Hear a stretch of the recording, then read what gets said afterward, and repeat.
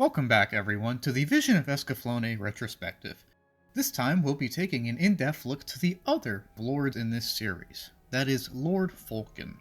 Now, Folken is a fascinating character, and to an extent, I even question if he's really a proper antagonist, seeing as that he does have a moral compass and seems more to be misguided than evil. In fact, just like his counterpart Dillandau, Folken does a good job of filling an archetypal role, and then surpassing the basic level of complexity needed to do so. While Folken does initially seem to be the simple, cold, calculating member of the duo, his development and characterization greatly surpass this and lend his character an unexpected amount of depth and relatability.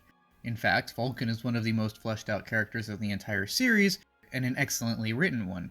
His complexity is greatly appreciated, and is definitely above the bare minimum that was needed. Before we look into all of this though, let's see what Folken actually does in the story. Now, Folken first appears in episode 3, alongside Lord Dillandau. Although where Dillandau is kind of the muscle behind the Emperor's schemes, Folken seems to be the brains. He contacts Dornkirk quite frequently, and carries out various instructions in accordance with the Empire's will. This initially sees him pursue Vaughn, and very early on, him and Lord Dillandau actually succeed in capturing a Lord Vaughn. And this sets up one of the most important interactions between Folken and Vaughn, one which we'll focus on later. Anyways, while in captivity, this interaction takes place, and what it is simply a conversation between Lord Folken and his brother. Here we learn a little bit of Folken's backstory and his goals. It's revealed that Folken is actually Vaughn's brother, something that wasn't known until this point, and that he seemingly betrayed the kingdom of Finalia. Vaughn reveals that Folken was originally thought to be dead, having failed to kill a dragon. However, now he only views him with disgust, seeing him as a traitor who sold out the kingdom. For all of Vaughn's resentment though, Folken does genuinely seem to love or at least appreciate his brother, and instead makes an offer to Vaughn to join him so that they may pursue peace under Emperor Dornkirk. Again, this interaction is very important and we will focus more on it later. I would also like to mention that as Vaughn is completing his escape from captivity, Folken does go out of his way to not only let him go, but also to toss back his hereditary sword. In fact, this act of kindness even helps save Vaughn, as said sword is what prevents Dillandau from striking him down in one clean hit. Anyways, after Vaughn's escape from captivity, Folken continues his duties as the strategos of Zaibach. That is the guy who figures out how to carry out the instructions given to him by Emperor Dornkirk. This generally sees him pursue Vaughn to various places, although he never actually tries to kill him. He instead tries to capture or persuade him to join his cause, as it does seem that he genuinely cares about his brother and he wants them to be on the same side. And Folken would also carry out the invasion of the Duchy of Freld. In this role, Folken sends out Dillandau to do the dirty work, and then accepts the duchy's surrender after the Battle of the Fortuna Temple, which secures the power spot for the Empire. After this, Folken continues the pursuit of his brother and his companions, and after Dillandau's unfortunate exit and mental breakdown, we soon see the entry of two new characters, Neria and Aria, who are the Leopard sisters and seem to be quite fond of Folken. They will go on to sort of be his deputies for a while during Dillandau's absence, and their deaths later in the series will actually catalyze his betrayal of Zaibach, and to an extent, his redemption. While the main cast does end up in Atlantis for a bit, Folken kind of just stands around watching things carry out. Anyways, after this, Emperor Dornkirk's focus turns to capturing Hitomi herself, which sees Folken and the Cat Assassins likewise do the same. It should also be noted though that Folken is also the guy behind the fate manipulation, which ended up almost setting up Hitomi with Alan. It was in fact his idea to do so, and one of his last true acts for the Empire. One of his last sins before coming clean about his failures and his deluded ideas. Although they do fail capturing Hitomi, it's not for lack of trying. However, one of these failures actually sees Vaughn destroy the flying fortress which Folken inhabits. While Folken seems to go down with the ship though, Dornkirk contacts him one last time, and it is in this conversation where Folken is finally fed up with Dornkirk's lack of empathy. As someone who's very empathetic himself, Folken has had enough and decides to sell out Dornkirk. This sees him contact Hitomi and his brother in the next episode, and even switch sides. In this critical interaction, Folken and Vaughn reunite on the burned out ruins of the kingdom that they were once set to inherit. In this meeting, Folken proves his integrity by saving both Vaughn and Hitomi from hungry dragons, and he admits that he is a criminal, and he admits that he has done great wrongs to many. However, he does admit that he did so in pursuit of a greater peace, and he also divulges his backstory. It turns out that Folken was kind of forced into his role, as a dragon bit off his arm and left him for dead.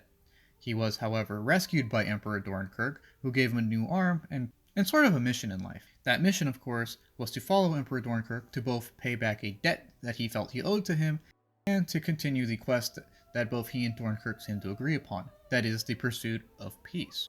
However, while Folken is an empathetic man who was simply willing to pay the cost that Dornkirk thought were necessary, Dornkirk is a monster with no real sense of empathy, and didn't really see any human cost as something to really worry over. While Folken initially looked over this, as noted earlier, the constant carnage caused by Dornkirk's plans eventually pushed him over to the point of betrayal. And this leads us back to Finalia, where after divulging his backstory and saving Hitomi and Vaughn from hungry dragons, Folken joins up with the forces of Astorius and helps them, along with their allies, to fight Zaibach in one final battle. While Folken isn't on the front lines during these battles, he does seem to remain in his study of sorts, and does seem to have figured out a way to teleport directly to Dornkirk if for some reason he feels he needs to strike him down. While he doesn't do this initially, he does so after Hitomi comes to him and says that she wants to end this herself. Although Folken is not initially invited, he takes the liberties of inviting himself, and does ultimately succeed in killing the Emperor. However, due to being in an area of increased action and reaction, he himself is struck down when his own blade breaks, and a shard of it ricochets into his heart.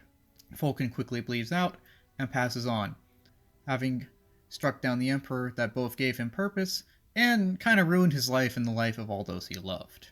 He does, however, go down knowing that he did his best to try and help Hitomi and the brother that he truly loved. At the end of the day, Lord Folken is a great character because of the two pillars at the core of his character. These pillars are Folken's struggle to best enforce his moral sensibilities, his strong sense of empathy, how he seems to intrinsically value life, and how he serves as a sort of mirror and foil to his brother Vaughn, and their strong and complex relationship. Starting with the first column, while Vision of Escaflowne would have been fine with a generic cold villain, Folken is far above that. In fact, he's a rather compassionate man, it seems, struggling to balance the goal of bringing peace with Dornkirk's brutal methods. He is a man who is going along with the idea of the ends justifying means, but doesn't necessarily seem to agree with it. Like Dillandau, Folken's character is a very layered one. Although where Dillandau's character is partially focused on the mystery of his character, Folken is relatively open throughout the series, and a man committed to his ideals. These ideals, however, and Folken's own unfortunate life circumstances, though, give rise to a man who lives a contradiction-rich life. He strives to bring peace, and trumpets the intrinsic value of all life. However, he's a man that, in his quest to do so, is forced by his crazy boss to wield war as a tool. In fact, while Dillandau is usually the fist of Zaibach, as the strategist in charge of him, or at least in theory, Folken is no less guilty for a lot of the crimes that he commits. While he does chide Dillandau every now and again for the excessive use of force, he never really disciplines him, or seems to intervene beyond that. Whether or not Folken initially cares about the harsh nature of Dillandau's actions and methods is also a good question to ask when we first meet these characters, and it does give us a good insight to Folken's character and initial thought processes. Before we get to know Folken, it's hard to believe that he's actually a somewhat moral man. In fact, he just seems to be a colder version of Dillandau. In this way, Folken seems just as bad as Dillandau, just in a different, more detached way. He seems a man without a heart. As the series progresses, though, we find out that this isn't true. He does have a heart. It's just that it's a heart that has grown cold and numb, and one which the circumstances around him and his title force him to actively repress, force him to ignore and act against. We see this as the story progresses and starts to reveal bits and pieces of Folken's backstory and humanizing traits. As a man who was forced to become an outcast by things really outside of his control, Folken is actually shown to be quite sympathetic to the downtrodden in many cases. We see this in the case of him rescuing Zongi, a loathed doppelganger, and the fact that he rescued the Leopard Sisters, again, people who were cast out by society and seen as trash simply for being who they were. Although Folken does seem to mirror Dornkirk a bit in his early appearances, he never loses his heart, and his acts display that he never loses his heart, where Dornkirk seems to have saved Folken for purely pragmatic reasons. Folken seems to have saved his followers out of a genuine sense of compassion. In fact, I don't even think he saved them to gain followers. It seems that he simply saved these people out of simple human decency and respect. He does care about their well-being, and it just happens that they were so enamored by this respect and compassion that they happened to join him after being saved. And this compassion is Folken's greatest strength, and what lends his character such an odd air to it. While it does ultimately redeem him, one does have to kind of ask where it was the whole time he's allowing Dillandau to, set cities on fire. This is kind of the center conflict of Folken's character, the conflict between his empathy and his desire to carry out the mission assigned to him. While Folken does initially value Dornkirk's mission, and he seems to do so out of a genuine sense of misplaced care, he's not the same character.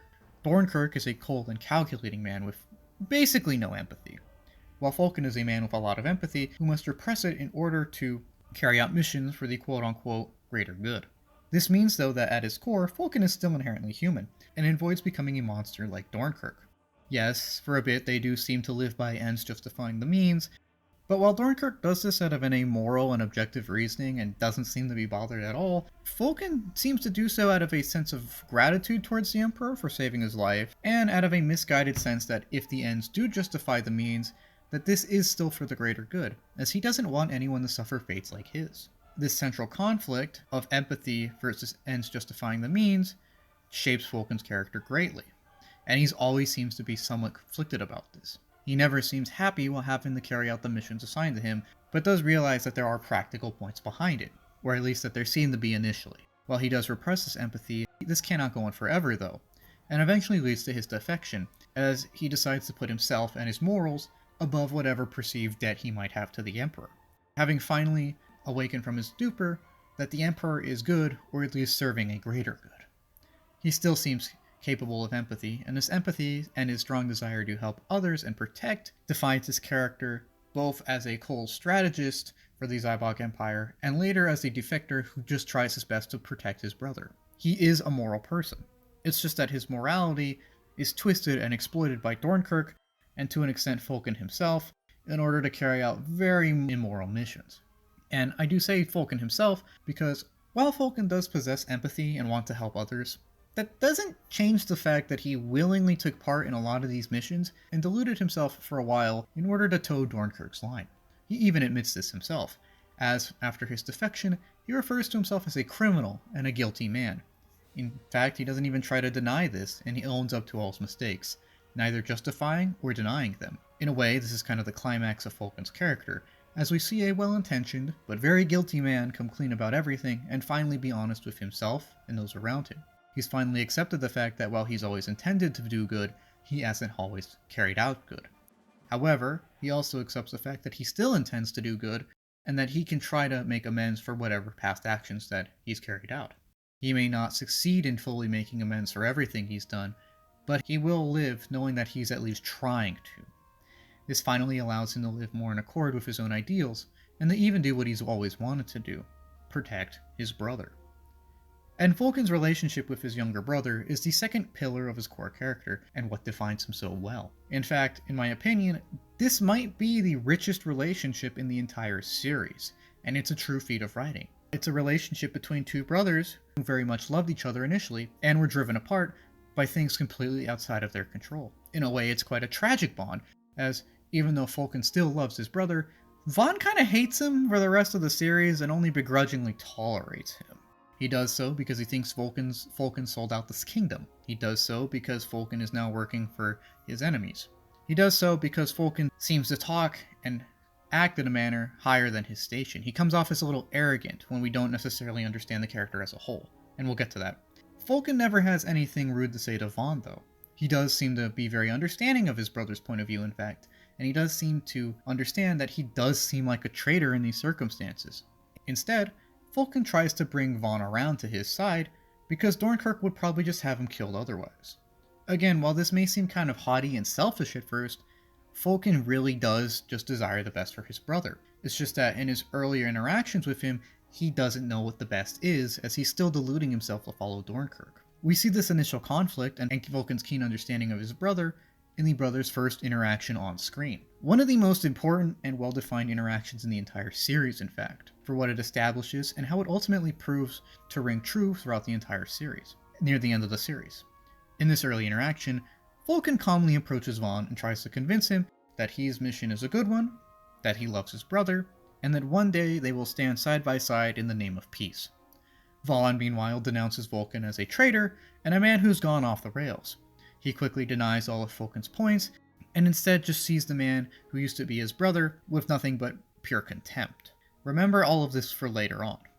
Anyways, this initial interaction establishes a one-sided relationship, where Folken tries his misguided best to save his brother, and or reshape the world best for him, and Vaughn tries his best to stop his brother out of a not entirely correct sense of hatred and betrayal. Although Folken talks very clearly with his brother and is very open with him, their early communication is hampered by both his own delusion and Vaughn's unwillingness to give his brother a second moment of thought. What this creates is a dynamic where one brother tries to redeem himself, while the other denies that there are any chances to, and both of them can't really see eye to eye. In fact, even after Folken defects, Vaughn still seems to detest him, which Folken doesn't hold against him. This harkens back to Folken's empathy, as he never holds any ill will towards his brother and understands his feelings for the most part. This understanding seems to come from both Folken's own past and his desire to prevent something similar from happening to his younger brother. As someone who was forced into exile for failing a test he probably didn't even want to take, Folken understands what it's like to be screwed over by a system that he can't have any choice but to be a part of. Folken never failed because he's a fraud or because he's bad, but simply because he fails. This doesn't change the fact, though, that he's left for dead and rescued by a madman who kind of manipulates him into going along with his crazy schemes and taking over his life. This sees responsibility foisted upon Folken, all the while taking away all he ever knew. It is nothing but remarkable, in fact, that through all of this he does retain most of his empathy, and probably even gains some through his trials. He has been through a lot and wants to prevent others from going through similar issues, especially his younger brother, all that he has left. When we think about this, Folken and Vaughn actually mirror each other quite a bit.